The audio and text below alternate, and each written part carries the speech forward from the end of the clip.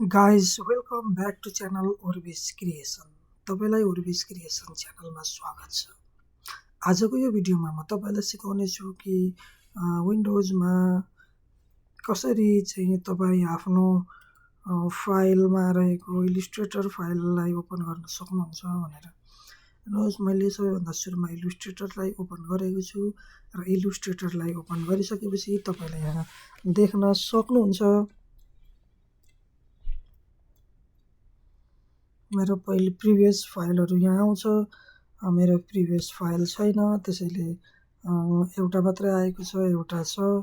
मैले एउटामा काम गरेको छु। त्यसरी नै तपाईले जति पनि गर्नुहुन्छ तपाईको यहाँनेर देखाएको हुन्छ। यहाँ जाने न्यू फाइल गर्नुभयो भने नयाँ आउँछ। न्यू फ्रम टेम्प्लेट गर्नुभयो भने टेम्प्लेटबाट आउँछ। ओपन गर्नुभयो भने कुनै पनि फाइल तपाईको नयाँ मा खुल्छ, नयाँ के भन्छ पेजमा खुल्छ। ओपन रिसेन्ट फाइल भनेको तपाईले भर्खरै गरेको फाइलहरु खुल्छ। रबर स्ट्याम्प डिजाइन, मिल्क आइकन मेरो दुईटा भएको छ।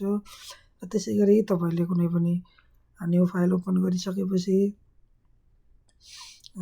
फोटो राख्नु, फोटोहरु इमेजहरु ल्याउनु पर्यो भने प्लेस गर्नुपर्छ। बाँकी कुराहरु तपाईले बिस्तारै सिक्दै जानुहुन्छ। It's a first opening Illustrator class.